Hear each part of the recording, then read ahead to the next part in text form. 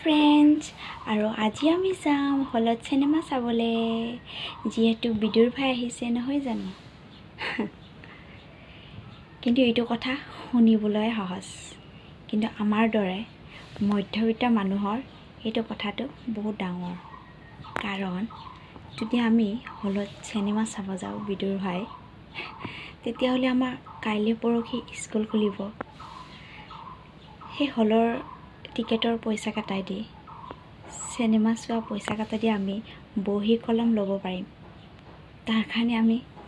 যাব নোৱাৰোঁ যিহেতু মধ্যবিত্ত হৈ যে মধ্যবিত্ত